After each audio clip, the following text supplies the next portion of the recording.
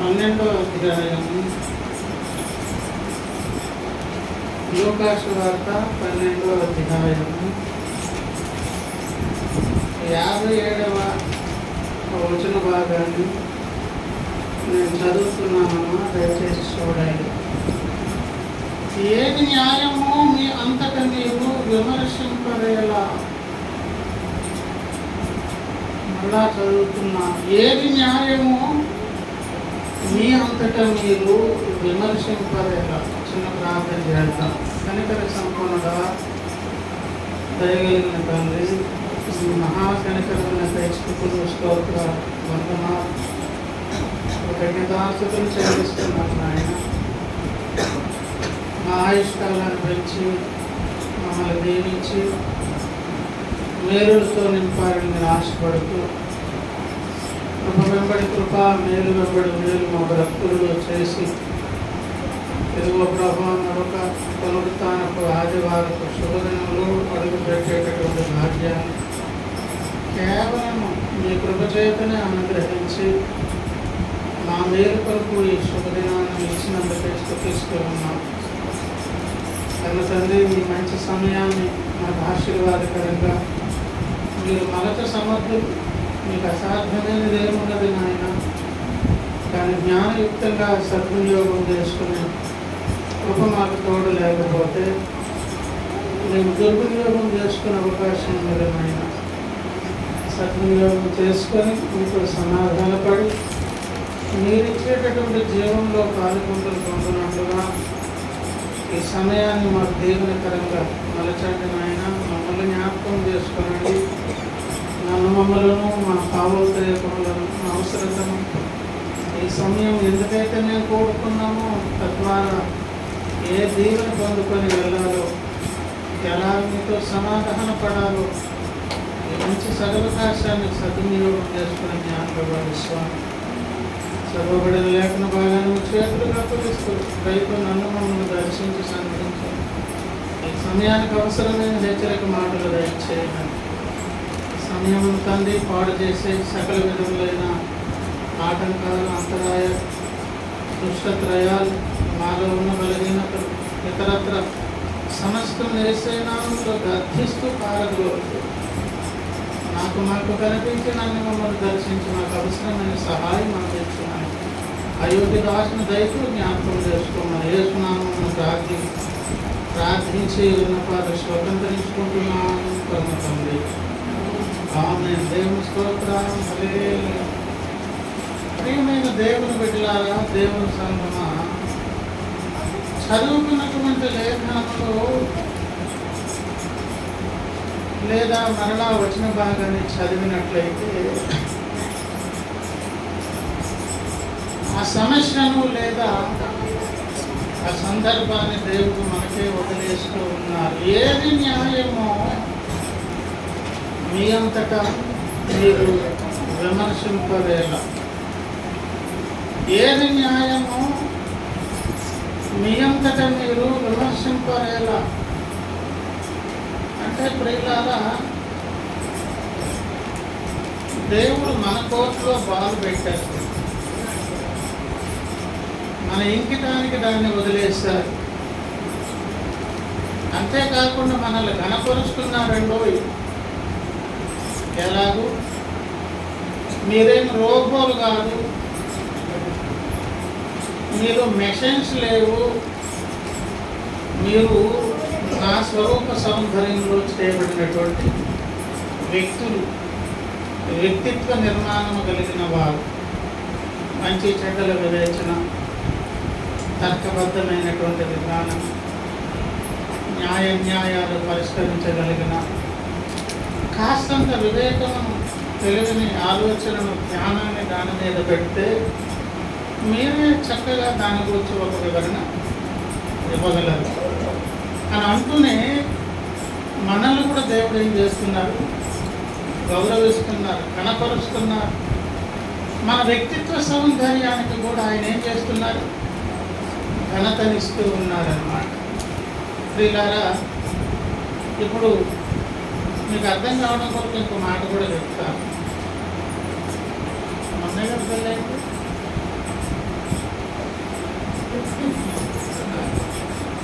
పరిచర్యటప్పుడు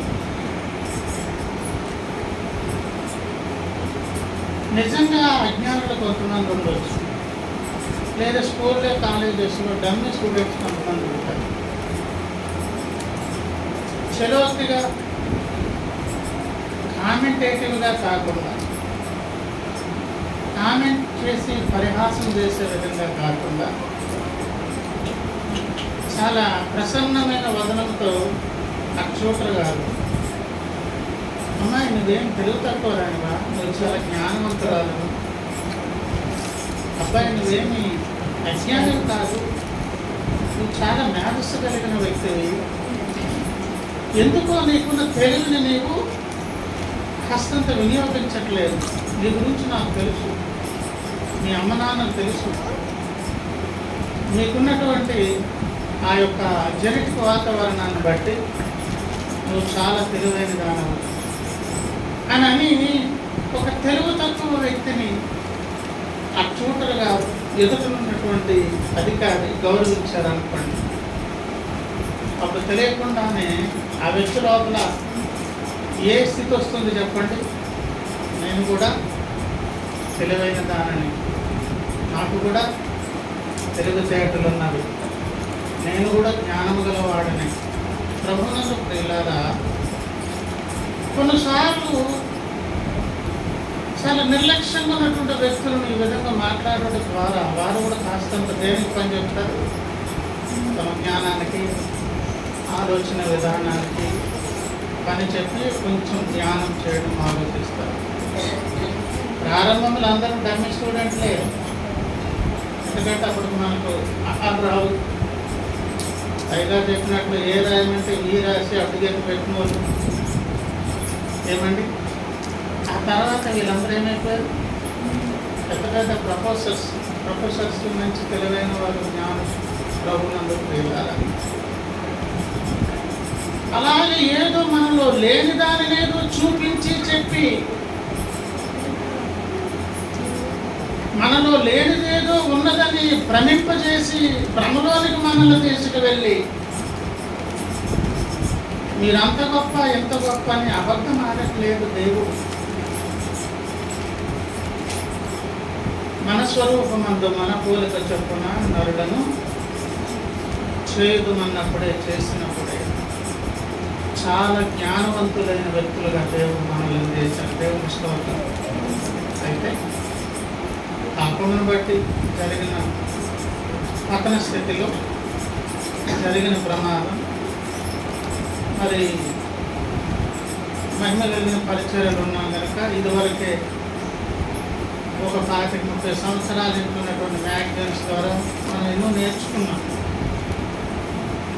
దాదాపు 90% మానవుని యొక్క మేధాశక్తి ఏమైంది? కంట్రోల్ చేయబడింది. ఒక 10% ఇప్పుడు మానవుడు తన తెలివిని బేస్ చేసుకుని బ్రతుకుతున్నాడు. ఆ 10% వాడుట ద్వారానే ఈనాడున్న టెక్నాలజీ, ఈనాడున్నటువంటి శాస్త్రాలు, విద్య, ఇతరత్ర విజ్ఞానయుక్తమైన పరిశోధనలన్నీ 10% మేధాశక్తితోనే చేస్తున్నారు. మిగతా 90% ఏమైపోయింది? మానవుని పతనము ద్వారా కావాలనే దేవుడు ఆ మిగతా 90% కంటే అబవ్ దేవుడు కంట్రోల్లోనికి తెలుసుకున్నారు. ఎందుకంటే ఇంకా చెడు పాడే నాశనమైంది. పరిష్కరించే దాని కొరకు ఇంకా ప్రమాదకారిగా పరిస్థితి మారిపోయే ప్రమాదం ఉంది. కానీ పాపము జరగక ముందు, దేవుని ఆజ్ఞను అతిక్రమించక ముందు ఆదాముకున్నటువంటి జ్ఞానం వేరు. అందులో ఉన్నటువంటి ఒక విషయమే, ప్రతి ప్రాణి ముందుకు వస్తుంది, ఒక పేరు పెట్టి పంపించేస్తున్నాడు ఆయన. ఆదాము వాటికి ఏ పేరు పెట్టానో ఆ పేర్లు వాటికి ఏమాయను, ఇంకంతే కంపల్సరీ. ఫర్ ఇంకా no more second chance or opinion. Line కట్టుకుని ఒక్కొక్కటి వస్తుంటే నువ్వు ఏనుగు, నువ్వు సింహం, నువ్వు పిల్లి, నువ్వు కోతి, నువ్వు చిలుక, నువ్వు ఎలుక అంటే ఇంకా కంప్లీట్ అయిపోయింది. నీకు అంతే. కానీ అమ్మాయి గారి కన్సీవ్ అయిన మొదలుకొని ఆడపిల్ల అయితే ఏం పేరు పెట్టాలి, మగపిల్లవాడైతే ఏం పేరు పెట్టాలని పేర్ల పుస్తకాలు తెచ్చుకొని ఏమండి ఇప్పుడైతే పేర్ల పుస్తకాలు అక్కర్లేదు, గూగుల్ ఓపెన్ చేసి అమ్మాయికి అయితే ఏ పేరు పెట్టవచ్చు, అబ్బాయికి ఏంటి ఆ పేరు దానికి అర్థం ఏంటి. చిన్నప్పుడు పేరు అడిగి మాస్టర్గా అసలు పేరు అర్థం తెలుసురా అని అనేవాడు. కానీ ఇప్పుడు చాలా సులువైపోయింది. ప్రపంచ జ్ఞానమే మొబైల్లో పెడుతుంది. ఈరోజు మన చేతికి అందివ్వబడి వాడుకునేవారు వాడుకునేంత, ఏం వాడుకుంటే దాన్ని బట్టి ఫలితాలు. ఒక పేరు పెట్టేదాని గురించి సకల తంటాలు మనం పడతాం. కానీ ఆదాం గారు ఏం చేశారు చెప్పండి, వరుసగా వస్తుంటే పేరు పెట్టి పంపించేశారు. ఆ పేరు దానికి కరెక్ట్గా సరిపోయే విధంగా ఆ జ్ఞానం ఆయనలో ఉంది. ఇంకో విషయం కూడా చెప్తాను. అవ్వమ్మ గారి ద్వారా జరిగినటువంటి పొరపాటు, ఆయన కూడా పండును తింటే అది కంప్లీట్ అవుతుంది. కాకుండా పోతే వచ్చే నష్టం ఏంటి? నేను ఎస్కేప్ కావచ్చు, కానీ నేను ప్రేమించిన నా భార్య లేకుండా పోతుంది అని ఇమీడియట్గా వెంటనే ఆ పండు తనకు తినమన్నప్పుడు ఇలా ఇదంతా ఆలోచన చేసి ఎంతో దూరం ఆలోచన విధానంలో ప్రయాణం చేసి ఒక సరైన డెసిషన్ తీసుకున్నాడు. ఆయన ఏం డెసిషన్ తీసుకున్నాడంటే, తప్పకుండా దేవుని దగ్గర వేరే ఛాన్స్ అనేది తప్పకుండా ఉంటుంది. తిరుదినమున నిశ్చయముగా చచ్చదా అన్న దేవుడు ఆ ఒక్క మాటకే కట్టుబడిపోయి కార్నర్ అయిపోతాయి. దేవుడు కూడా కార్నర్ అయిపోయారండి. ఒక మనిషి ఏమో చెడిపోయాడు, పాడైపోయాడు, వాడిని వచ్చి ఇంటర్వ్యూ చేస్తున్నారు. నన్నేం చేయమంటారు సార్, నా తలరాత నా నసీబండి అని ఆయన అన్నాడు. అవునా, ఎవరు రాశారు ఇందుకు నసీబు అంటే ఫలానా ఆయన ఎవరంటే సృష్టికర్త. ఆయన దగ్గరికి వెళ్ళారు ఇంటర్వ్యూకి. నన్నేం చేయమంటారు, అప్పుడు రాశాను కాబట్టి నన్నేం చేయమంటారు, నేనేం చేయలేను, ఒకసారి రాశాను కాబట్టి ఇంకంతే సంగతులు అని ఆ సృష్టికర్త కూడా అన్నాడు అనుకోండి. ఆయన కూడా ఏమైపోయాడు చెప్పండి, రాసిన దానిని మార్చుకోలేనటువంటి వాడు. రాశానేదో రాశాను ఇంకంతే, దాన్ని మార్చలేదు, నా వల్ల కాదు అంటే ఇప్పుడు ఈ దేవునికి కూడా ఏమైపోయింది వల్ల కానీ పరిస్థితి. ఆదాము ఆలోచన చేశాడంలో దినదినమున నిశ్చయముగా చచ్చదు అని అన్నారు. కానీ ఆయన many more options is there. ఆయన దగ్గర చాలా ఉన్నాయి, ఎన్నెన్నో ఉన్నవి. ఆయన దగ్గర ఎన్నెన్నో ఛాన్సెస్ ఉన్నాయి. ఏమండి ఇంగ్లీష్ రాంగ్ మాట్లాడాను, వెనక్కి తీసుకుంటున్నాను. స్త్రీలాగా చాలా ఛాన్సెస్ అనేవి ఎవరి దగ్గర ఉన్నవి, దేవుని దగ్గర. ఎందుకంటే అనేసాను, ఇంక నా వల్ల కావద్దా, ఇంకేం చేయలేను, ఇంకేం చేస్తాను నేను, తిరుదినమున నిత్యముగా చచ్చదు అన్నాను కావాలి, ఇంకంతే నాకు చేత కాదండి అని అనే దేవుడు కాదు నా దేవుడు. దీనికి శతకోటి పరిష్కార మార్గాలు ఉన్నవి అని ఎవరు గ్రహించగలిగారు? కనుక ఆదాము సామాన్యుడు కాదు. మానవ జాతి పతనములకు ముందు ఉన్నటువంటి జ్ఞానము, తెలివి, ఆలోచన విధానం అది వేరండి. కనుక ఏదో భ్రమలో పెట్టి తెలివి లేని వ్యక్తిని తెలివైన వాడు అని ఏదో కథలు చెప్పట్లేదు దేవుడు. ఏం చెప్తున్నారు? మన కోర్టులో బాలు వేశారు.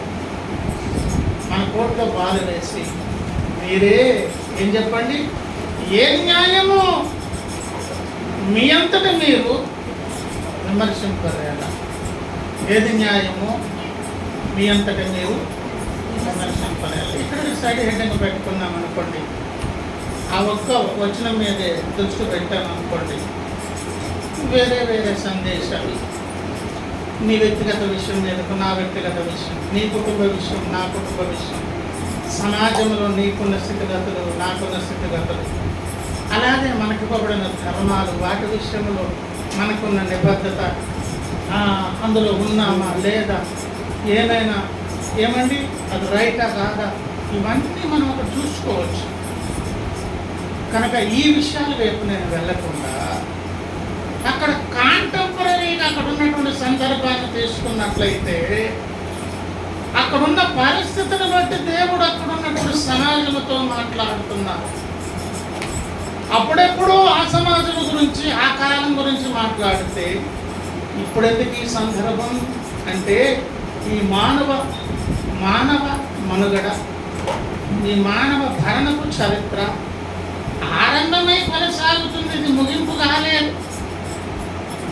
ఇది కొనసాగుతున్న సందర్భంలో ఈ నెరవేర్పులు ప్రతి తరములో ఉంటాయి. ఈ హెచ్చరికలు ప్రతి తరములో ఉంటాయి. ఈ విమర్శించుకునే స్థితి ప్రతి తరములో ఉంటుంది. కాలానుగుణముగా దీనికి ముగింపు ఇంకా జరగలేదు. ఏమి నడుస్తుంది? మానవ జాతి ఆరంభమై ప్రయాణం చేస్తుంది, ముగింపు దశకు వస్తుంది అనే కాలంలో మనం బ్రతుకుతూ ఉన్నాం. కనుక వారి సందర్భం మనకెందుకు, వారి సంగతి మనకెందుకు అని అనుకోవచ్చు. కానీ ప్రియులారా, మనము కూడా సమ్మేళనమైన మానవ జాతి లోకములోనే మనము కూడా తరాల వెంబడి తరాల తర్వాత ఈ తరంలో బ్రతికి ఉన్నాం. ఇప్పుడు కూడా మనం ఇదే పని చేయాలి.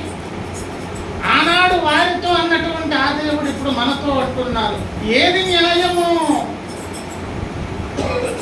మీ అంతటా మీరు విమర్శింపరేలా.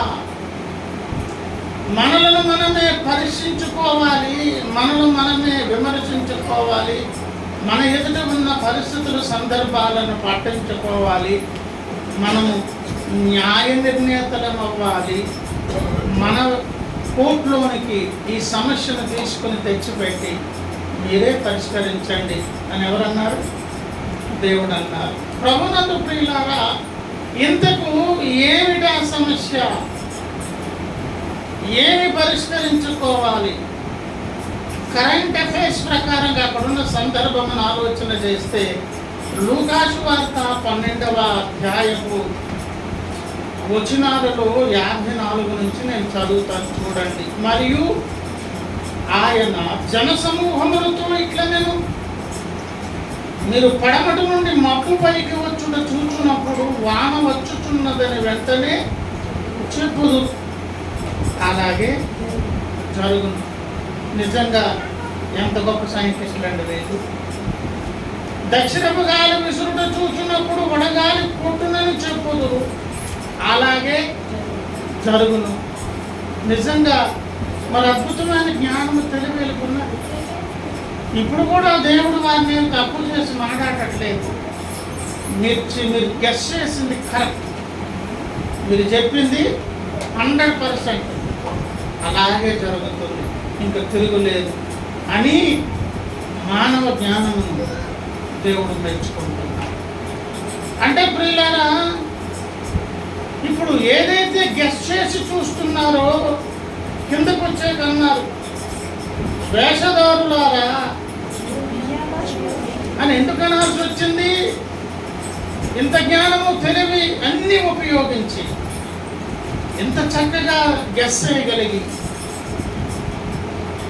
దాని మీద మీ ధ్యానాన్ని, ఆలోచన ఇతరత్ర ఏమండి పెట్టుబడిగా పెట్టి ఒక మంచి నిజమైన జవాబును పొందుకున్నారు కదా.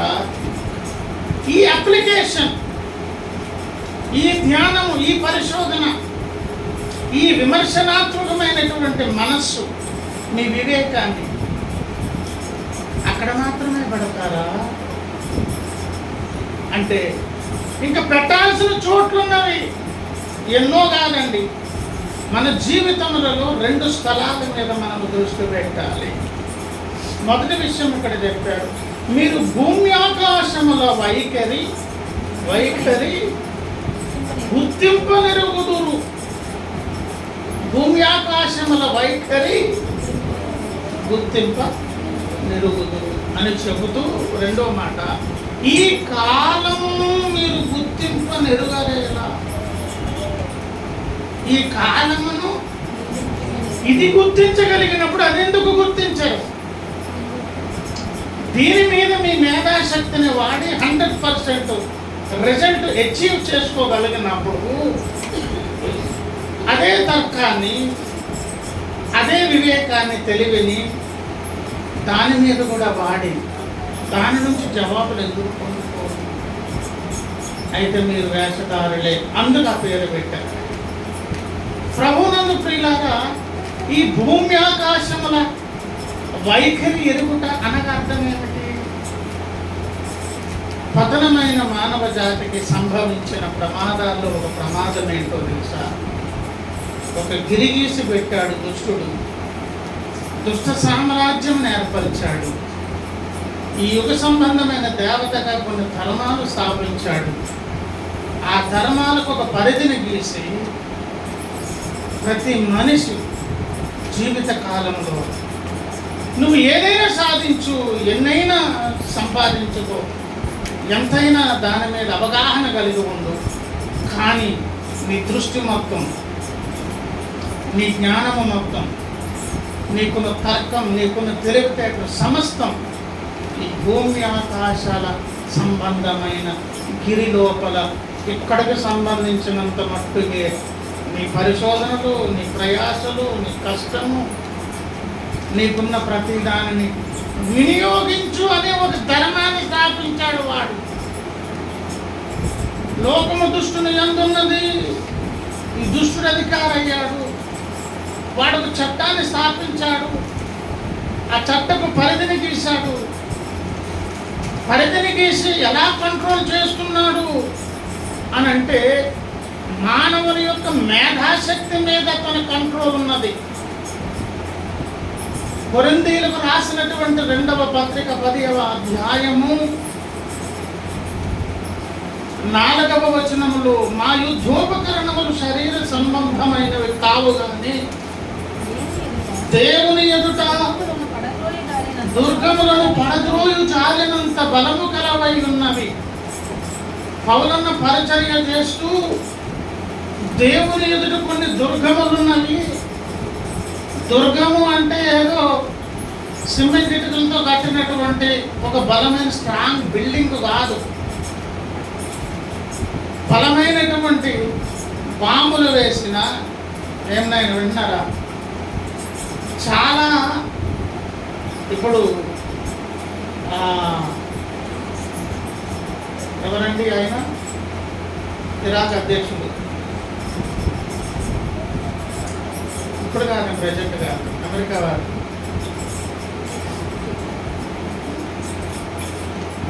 బబులోను మరలా ఆయన స్థాపించి ఎవరినైనా ఒకవైపు మన ముద్ర, రెండవ వైపు బబులోను ముద్ర వేసి మరలా బ్యాబిలోను అమెరికన్స్ పట్టుకున్నారు కదా నాయన. ఇరాక్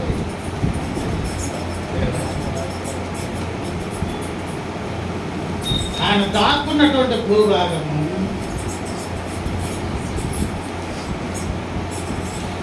పైన క్రింద చుట్టుప్రక్కల 3 అంతస్తుల ఎత్తులో కాంక్రీట్ వేశారు. 30 అడుగుల ఎత్తులో. చెప్పిన ఆయన పేరు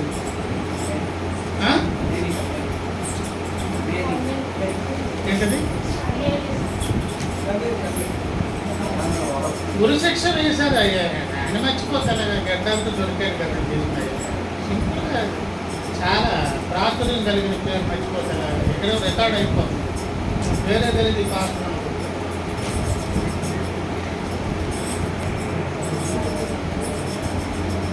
స్లాబ్ ఎన్ని అడుగులు? 30 అడుగులు. ఎంత కాంక్రీటు, ఎంత ఐరన్, ఎంత స్ట్రాంగ్గా ఉండాలి. సైడ్ బాటము కంప్లీట్గా దానిని కూడా కొట్టేస్తే ఆ గోడలు పగిలిపోయాయి. మనం కట్టుకున్న 9 అడుగులు 12 అడుగుల గోడలు కాదు, బంకర్స్ లాంటివి, దుర్గాలు లాంటివి. ఏమంటే యుద్ధంలో కాపాడబడేటటువంటి స్థలాలు అనేవి ఎలా ఉంటాయి తెలుసా? ఏ విధమైనటువంటి యుద్ధాయుధాలకు కూడా ఏమండి నష్టం కలిగినటువంటి వాటిని ఏమంటారు? దుర్గాలు. దేవుని ఎదుట దుర్గములు ఉన్నవి. ఆ దుర్గములను పడగొట్టాలి. దాని కొరకు పౌలన్న ప్రథమ శతాబ్దంలో పనిచేస్తూ ఆయన అంటున్నారు, ఏమిటండి ఆ దుర్గాలంటే 5, మేము వితర్కములను, దేవుని గూర్చిన జ్ఞానమును అడ్డగించు ప్రతి ఆటంకమును పడద్రోసి. ఇప్పుడు పడద్రోయాల్సినటువంటి దుర్గాలు ఏమిటండో? వితర్కములు, తర్క వితర్కములు. దేవుని గూర్చిన అంటే ఏ తర్కం పెట్టుకున్నా, వాడు ఏ జ్ఞానాన్ని వాడినా, ఏ ప్రపోజల్స్ తీసుకొచ్చినా, ఏ టెక్నాలజీని వాడు నడిపిస్తున్నా, ఏ అధికార యంత్రాంగాన్ని తీసి తెచ్చిపెట్టుకున్నా, వాడు ఏ ప్రభుత్వాన్ని స్థాపించినా, ఈ లోకం ఎవరి అందున్నది వాడు అధికారి అయ్యాడు కనుక వాడు చేసే ప్రయత్నం ఏంటో తెలుసా? ఏం చేస్తాడు చెప్పండి? దేవుని గూర్చిన జ్ఞానమును అట్టగించే దాని కొరకే దుర్గాలు కడతాడు. ఆ దుర్గాలు ఏంటవి? వితర్కాలు. ఏంటవి? ఆలోచనలు. ఏంటవి? ప్రేరేపణలు. గొప్ప గొప్ప కొత్త కొత్త మనసులోంచి పుట్టుకొచ్చేటటువంటి ఏమండి సంస్కరణలు. అవన్నీ ఎక్కడ పుడతాయి ఇప్పుడు చెప్పండి? వితర్కాలు, ఆలోచనలు, తర్కాలు, ప్రేరేపణలు. ఇవన్నీ పుట్టే స్థలం పేరు ఏంటది? నీ మనసులో పుడతాయి, నా మనసులో పుడతాయి, నా అంతరంగంలో పుడతాయి, నా హృదయంలో పుడతాయి, నీ హృదయంలో పుడతాయి. ఒక మనిషిని నడిపించే నడక మొత్తం లోపలే పుడుతుంది. ప్రతి మనిషి యొక్క మనస్సు లోపల దుష్టుడు దుర్గాలు కట్టించాడు. ఆ దుర్గాలు ఏం చేస్తాయో తెలుసా? యేసయ్యకు సంబంధించి, దేవునికి సంబంధించి, మన మేలు కొరకు దేవుడు ఏర్పరిచిన ఏదైనా కూడా అది వస్తే ఇమీడియట్గా బయట తోసేస్తున్నాడు. లోపలికి రానివ్వనటువంటి బలమైన దుర్గాలు కాదు. సువార్త ఎందుకు బలమైనది, శక్తి కలిగినదో తెలుసా? సువార్త దేవుని శక్తి ఎందుకో తెలుసా? ఈ దుర్గాలను సైతం కూడా పట్టాపంచలు చేసి దూరిపోయి మనస్సులోనికి, తలంపులలోనికి, మూలుగుల్లోనికి, కీళ్లలోనికి, ప్రాణ ఆత్మ కీళ్లలోనికి దేవుని వాక్యం లోపలికి దూరి పరీక్షించుకునేటప్పుడు పనిచేస్తుంది. రక్షణ సువార్త అందించేటప్పుడు పనిచేస్తుంది. నిన్ను నీతి మార్గంలో నడిపించేటప్పుడు పనిచేస్తుంది. నిన్ను సత్య మార్గంలో తీసుకొచ్చేటప్పుడు పనిచేస్తుంది. దేవుని వాక్యం అందుకే బలమైనది. ఎందుకో తెలుసా? దుర్గాలు కట్టించాడు. ఎక్కడ కట్టించాడు? ప్రతి మనిషి యొక్క మనస్సు లోపల కట్టించాడు. ప్రభునందు ప్రియులారా, ప్రతి మనిషి యొక్క మనసు లోపల బలమైన దుర్గములు ఉన్నవి కనుక, ఇది స్థాపించిన వాడు దుష్టుడు కనుక, దుష్టుని ప్రభుత్వం అధికారము చేత ఈ ధర్మాన్ని స్థాపించాడు కనుక, ఆ కారణాన్ని బట్టి ఎంత మేధాశక్తి కలిగిన వ్యక్తి అయినా, జ్ఞానము కలిగిన వాడైనా, ప్రజల చేత శ్లాఘించబడుతున్న ఘనులైనా, వీళ్ళ వెంపర్లాట, వీళ్ళ పరుగులు, వీళ్ళ ప్రయత్నాలు, వీళ్ళ తాలూకు సకల వ్యాపకాలు ఇక్కడే తిరుగుతాయి. ఎక్కడ తిరుగుతాయి? భూమి ఆకాశముల వైఖరి మీరెరుగుదురు. భూమి ఆకాశముల వైఖరి మీరెరుగుదురు. ఎన్నెన్నో డిస్కవరీస్ చేస్తున్నారు. గొప్ప గొప్ప సంస్కరణలు సమాజానికి, లోకానికి, మనుషులకు, మానవ జాతికి అందిస్తున్నారు. ఉచితమైన రక్షణ మార్గం యేసయ్య త్యాగము ద్వారా పరలోకానికి వెళ్ళే ఆ గొప్ప సమాచారం, సందేశం అట్టడుగు నుండి అజ్ఞానికి అర్థమవుతుంది, జ్ఞానులకు అర్థం కావట్లేదు. మన సందేశం తాలూకు మెయిన్ థీమ్ ఏంటి చెప్పండి? ఏమని అడిగారు? ఏది న్యాయమో మీ అంతట మీరు మనంతట మనమే గ్రహించగలిగే విధముగా దేవుడు ఏర్పాటు చేస్తూ ఉన్నా కూడా మానవ జాతి ఏమైపోయిందన్నాను? వేషధారుడు అని ఎందుకు అనాల్సి వచ్చిందో తెలుసా? అదే జ్ఞానమును, తర్కాన్ని, తెలివిని ఎక్కడ వాడుతున్నారు? భూమి ఆకాశముల వైఖరి దగ్గర, ఈ ఆకాశము క్రింద ఉన్న సంగతుల మీద, ఇక్కడున్నటువంటి పరిశోధనల మీద. దాని ద్వారా వారు డాక్టరేట్లు అవుతున్నారు, గొప్ప గొప్ప పేరును గడిస్తున్నారు, సమాజం చేత మనులుగా ఎంచబడుతున్నారు. దురదృష్టం ఏమర్థం కావట్లేదు. సువార్త సత్యం. 1 కొరింథీ పత్రిక 1వ అధ్యాయము 20వ వచనము చదువుతున్నాను. జ్ఞాని ఏమయ్యాను? శాస్త్రి ఏమయ్యాను? ఈ లోకపు తర్కవాది ఏమయ్యాను? ఈ లోక జ్ఞానమును దేవుడు వెర్రితనముగా చేసి ఉన్నాడు కదా. దేవుడు చేశారా? ఈ లోక జ్ఞానము వెర్రితనమైపోయింది. ఎందుకో కొన్ని విషయాలు దేవుని జ్ఞానానుసారముగా లోకము తన జ్ఞానము చేత దేవుని ఎరుగకుండినందున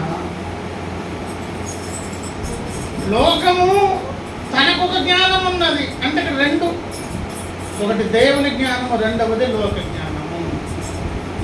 లోక జ్ఞానమును బేస్ చేసుకుని, ఆధారము చేసుకొని నువ్వు దేవుని పరిశోధిస్తే, ప్రయత్నిస్తే, తర్కిస్తే, ధ్యానము చేస్తే దేవుడు దొరకదు. దేవుని జ్ఞానానుసారముగా లోకం ప్రయత్నించాలి. జ్ఞానములకు ఆధారమైనటువంటి యేసునాథుని ఆధారం చేసుకుని రావాలి. జ్ఞానమై ఉన్నటువంటి యేసును ఆధారం చేసుకోకపోతే, యేసయ్య మీద ఆధారపడకపోతే, లోక జ్ఞానము దేవుని దృష్టికే కాదు, అది మనకు కూడా వెర్రితనమని తర్వాత తెలుస్తుంది. ఎలాంటిదో కొన్ని విషయాలు చెప్పారు. మాట చూద్దాం కిందకు వెళ్తే. దేవుని జ్ఞానము ఎలాంటిదంటే,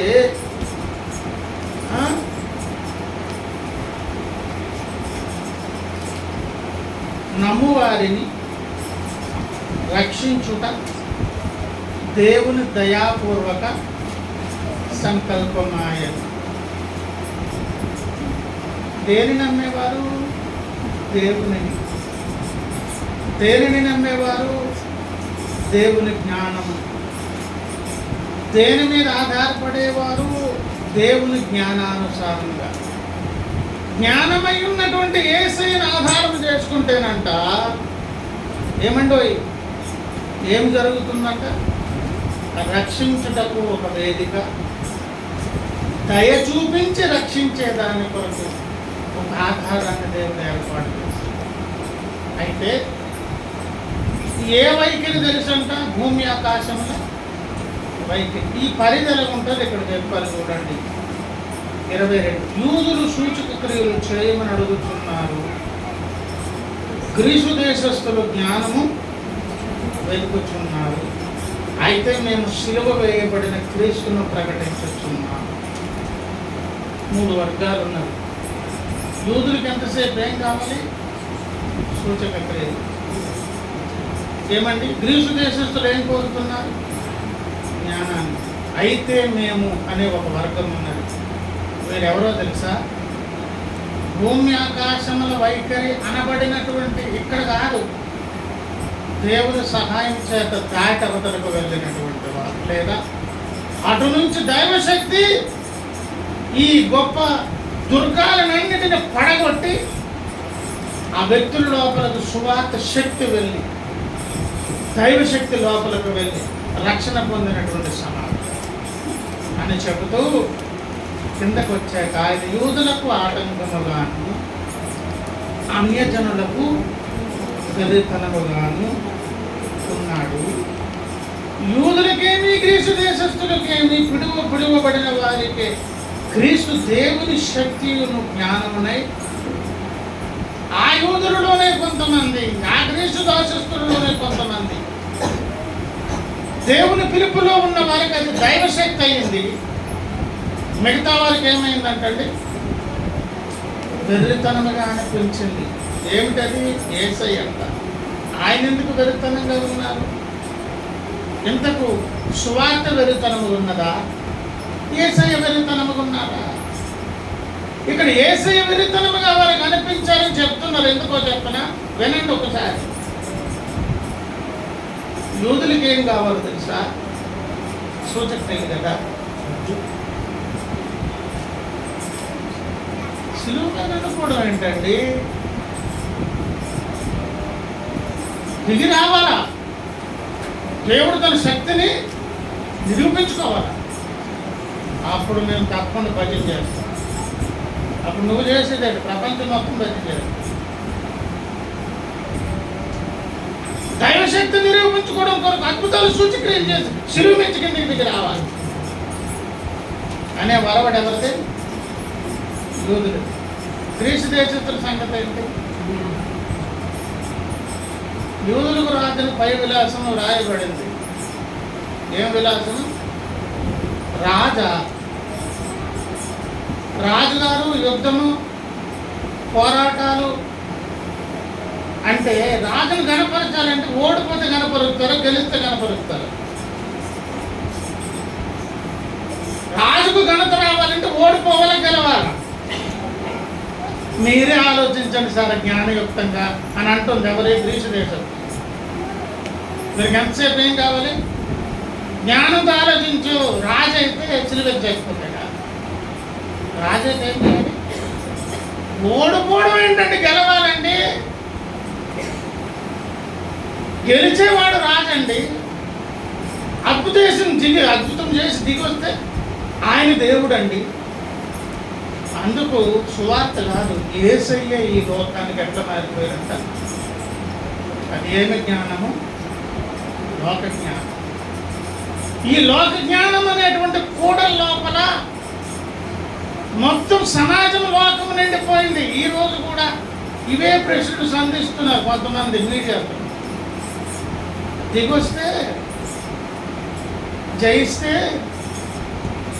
నువ్వు నమ్ముతావు, అందరూ నమ్ముతారు.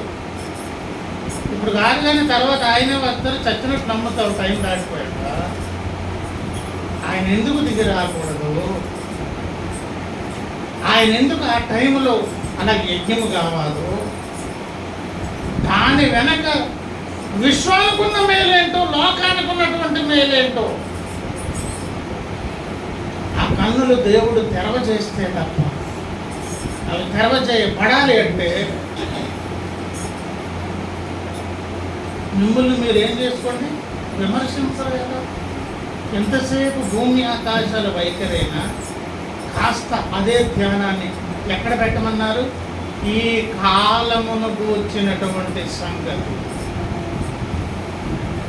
దేని గురించి జ్ఞానం చేయాలి? ఈ కాలమును గురించి. అంటే ప్రియులారా,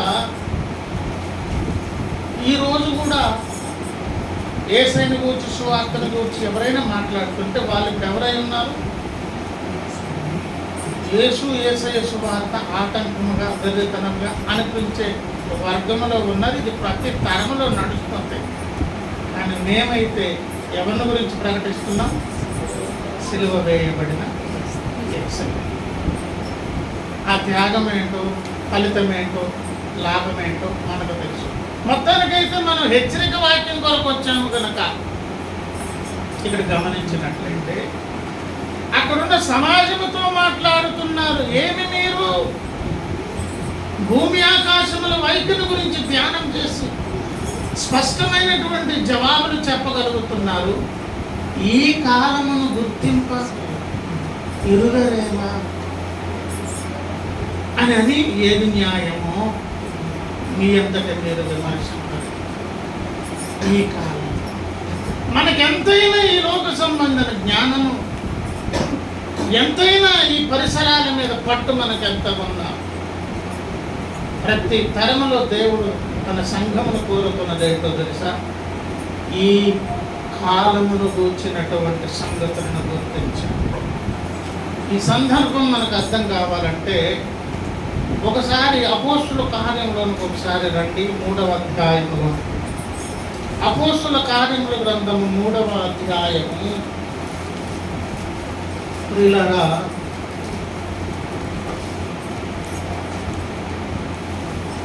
నేను చదువుతాను చూడండి. 12. పేతురు దీనిని చూచి ప్రజలతో ఇట్లనెను, ఇశ్రాయేలీయులారా, మీరు వీరి విషయమై ఎందుకు ఆశ్చర్యపడుచున్నారు? మా స్వంత శక్తి చేతనైనను భక్తి చేతనైనను నడవను వీనికి బలమిచ్చినట్టుగా మీరెందుకు మాట్లాడుతూ చేరి చూచుతున్నారు? ఒక అద్భుతము జరిగింది శృంగారముల దేవాలయం ఎదుట. ప్రార్థనా కాలముల 3 గంటలకు ఎక్కువ వెళుతుండగా పేతురు యోహాను యాకోబు పుట్టింది మొదలుకొని కుంటివాడై ఉండి ఏమండి భిక్షం అడుగుకుంటూ ప్రతిదినం తల్లిదండ్రుల చేత తీసుకొచ్చి అక్కడ పెడతారు. సాయంత్రం గేట్లు మూసే ముందు మళ్ళీ పట్టుకుపోతారు. ఏ దినం సంపాదన ఆ దినం సంపాదిస్తాడు. మా తట్టు తేరి చూడమని వారు అన్నారు. వెండి బంగారాలు మా దగ్గర లేవని అన్నారు. తను ఎంతసేపు ఏదైనా దొరుకుతుందని చూస్తున్నారు. మాకున్నదే మీకు ఇస్తానన్నారు. నజరేయుడైన యేసు నామములో నడవమని ఒక మాట పలకగానే వాడు వెంటనే స్వస్థతను పొంది గంతులు వేస్తూ పరుగులు వేస్తూ వాడు చేసిన పని ఏంటో తెలుసా? శృంగారం అనబడిన దేవాలయంలోనికి వాడు అందరితో పాటు లోపలికి వెళ్ళే ఒక అద్భుతం జరిగింది. పుట్టుకతో ఒక అంగవైకల్యం ఉన్నది. అటువంటి అంగవైకల్యం కలిగినటువంటి వాడు ఎక్కడి వరకు అంటే పరిసరాల వరకే రావాలి. రాజప్రసాదంలోనికే ఎవరు పెడతాను రానివ్వరు. అక్కడ మెయిన్ గేట్ దగ్గర దోచేస్తారు. వారికి అపాయింట్మెంట్ ఇవ్వాలంటే అన్ని రకాలుగా యోగ్యుడైతేనే లోపలికి రానిస్తారు. ఎవరికి పడితే వారికి ప్రవేశం ఉండదు. ఈ చట్టము రాజరికపు వ్యవస్థలు ఎందుకు పెట్టారు తెలుసా? విశ్వరాజు ఆయన ఉన్నారు. ఆయన ఉన్న స్థలము మందిర స్థలములోనికి చెత్త చెదారం పనికిరానిది అనర్హమైనది ఏది పెడుతుంది, అంగవైకల్యం లోపము ఇతరత్ర గుడ్డిది ఇది అది ఏదైతే లోపం ఉన్నదో అది ఎక్కడ రావడానికి వీలు లేదు. దేవుని సన్నిధికి వచ్చే అవకాశం లేదు. పుట్టాడండి కుంటివానిగా, అవకాశం లేదండి. బాగా సంపాదిస్తాడు, వదిలి సాయంత్రం కూర్చొని ఈ డబ్బులతో తన తల్లిదండ్రులు కుటుంబాన్ని కూడా పోషించుకోగలడండి. భౌతికంగా నో ప్రాబ్లం అండి. మిగతా వారు చదవాలి, ఉద్యోగాలు సంపాదించి కష్టపడాలి, ఎండలో కష్టపడాలి, ప్రయాసం లేదండి. కానీ దురదృష్టం ఏంటో తెలుసా?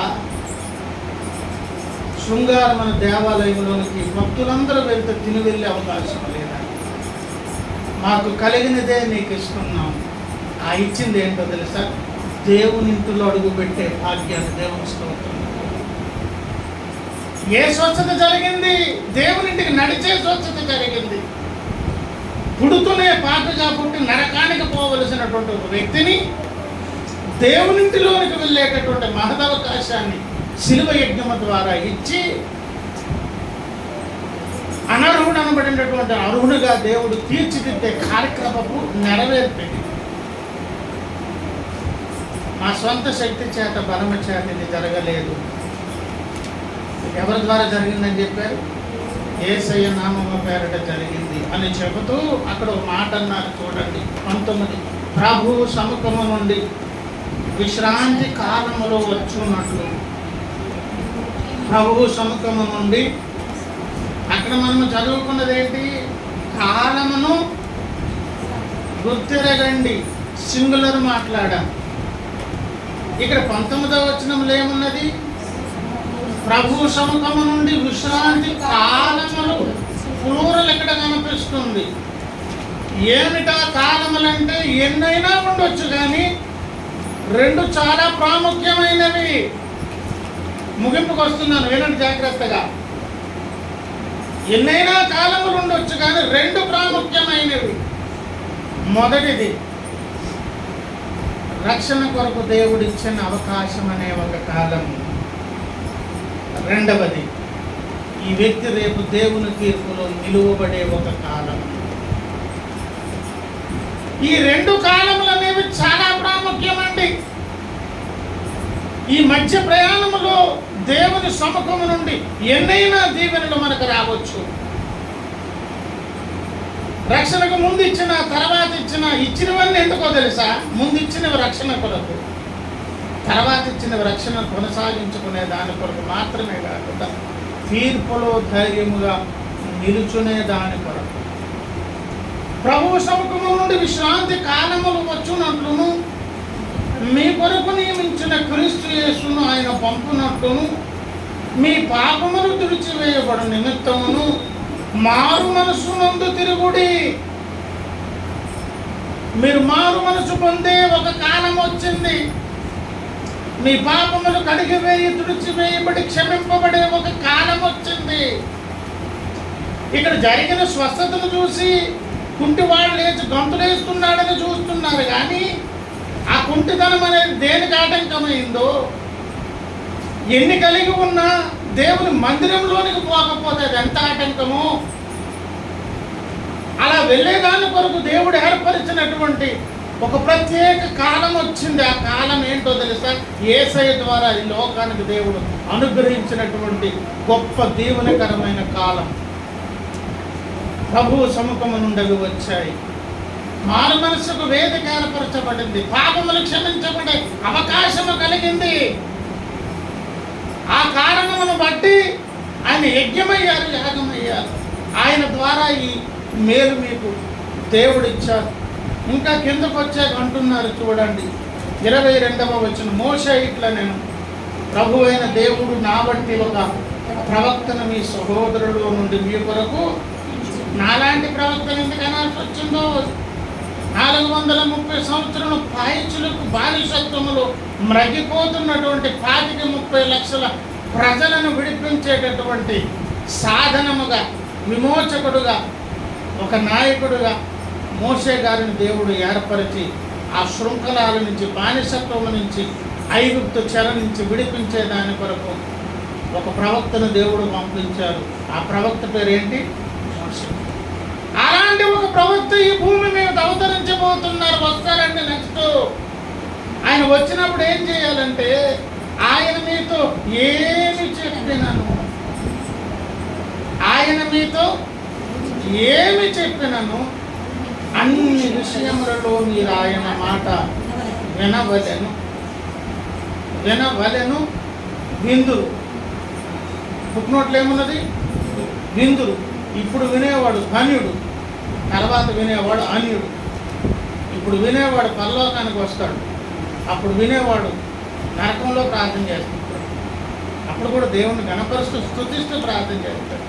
లేటుగా విన్నాను కానీ తప్పైపోయింది, ఇంకా అవకాశం లేదు, కానీ మిమ్మల్ని స్తుతించకుండా ఉండలేను అంటాడు. కానీ రాంగ్ టైం, రాంగ్ ప్లేస్, ఆ సందర్భం. తర్వాత మాట, ఆ ప్రవక్త మాట వినినవాడు ప్రజలలో ఉండకుండా సర్వనాశనమగునను. సర్వనాశనం పేరు నరకానికి పోవడం. సర్వనాశనం ఎవరవుతారంటే ఆ ప్రవక్త మాట వినిన వారు. ఎవరా ప్రవక్త?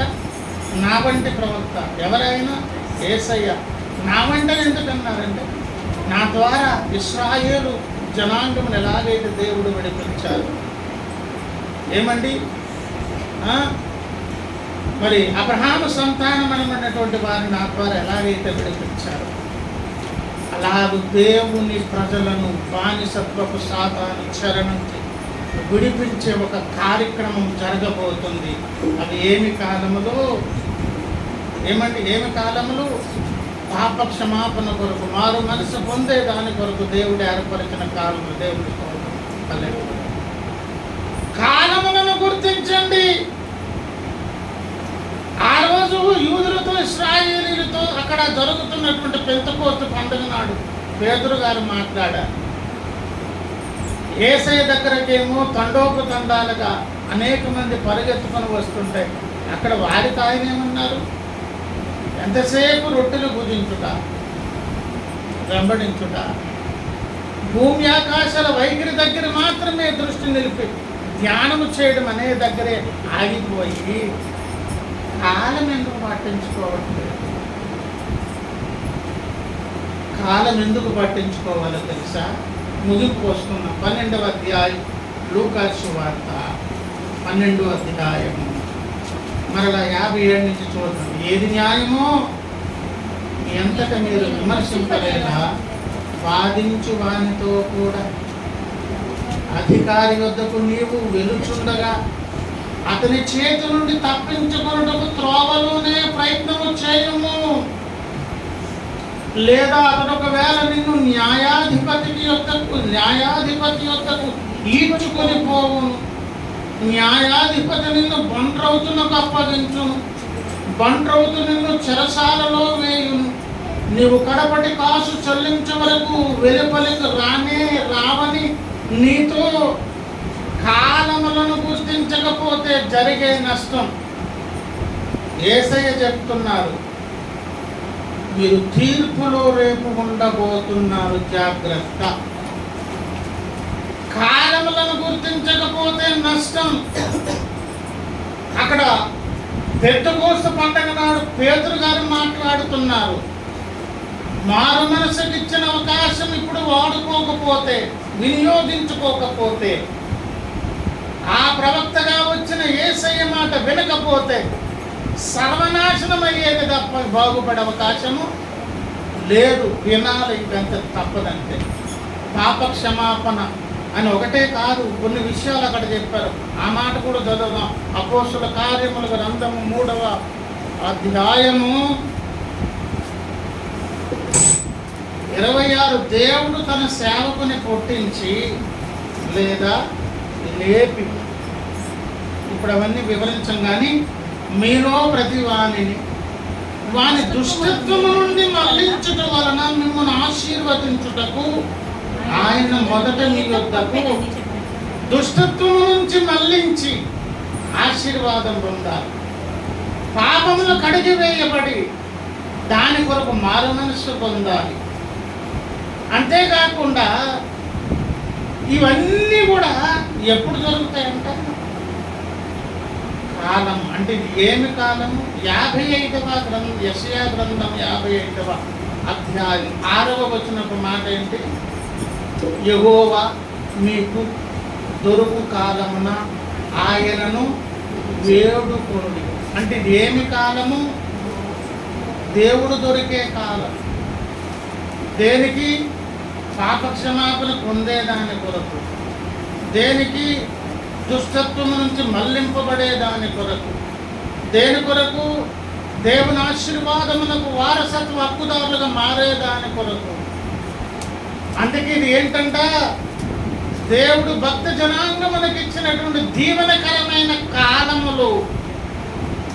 ఏ సందర్భంలో దేవుడు మాట్లాడుతున్నా ఒక విషయం చెప్తున్నారు. మారు మనసు పొందండి, దుష్టత్వం నుంచి మళ్లింపబడండి, ఆశీర్వదించబడండి. ఆ అవకాశం కొరకే ఈ కాలాన్ని దృష్టించండి. ఈ కాలం ఏమి కాలము? యెహోవా దొరుకు కాలం. ఎందుకు దృష్టించాలంటే నువ్వు ప్రయాణంలో ఉన్నావు. నీవు వెలుచుండగా అతని చేతి నుండి తప్పించుకొనుటకు త్రోవలోనే ప్రయత్నము చేయము. అరణ్య యాత్ర అనబడినటువంటి త్రోవలో ఉండగానే మనం ఏం చేయాలి? ఏ ప్రయత్నం చేయాలి? తప్పించుకునే ప్రయత్నం. ఎట్లయినా మనలను పట్టి నాశనం చేయాలనేటువంటి తంత్రం దుష్టుడు పన్నుతూ ఉన్నాడు.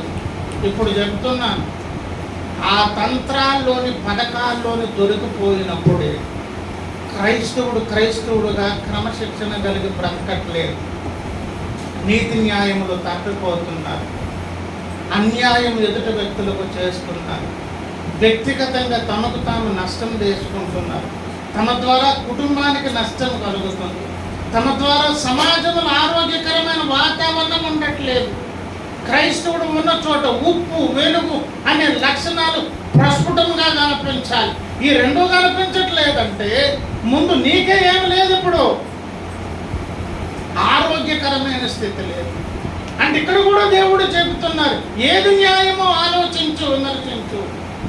నీ తీర్పులు, నీ డెసిషన్స్, నీ ఆలోచనలు, నీ ప్రణాళికలు దేని కొరకు?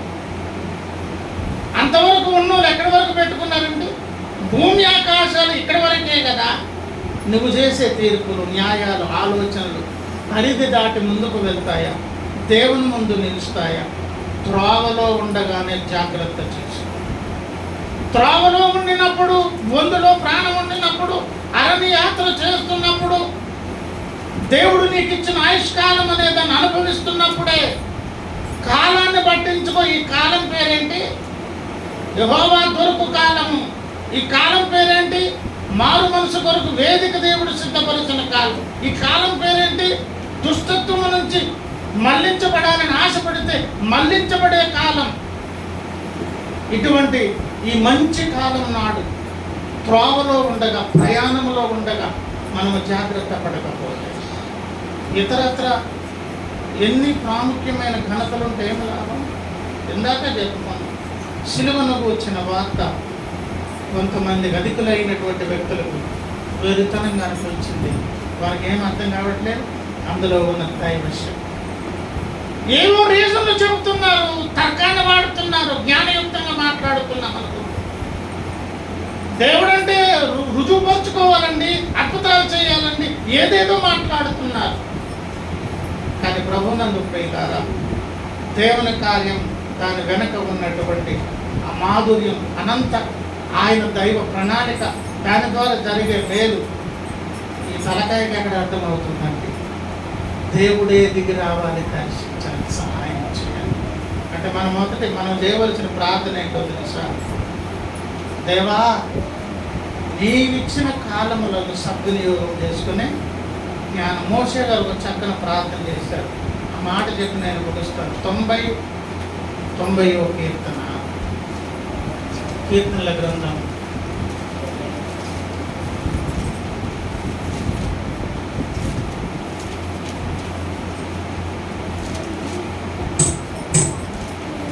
90వ కీర్తన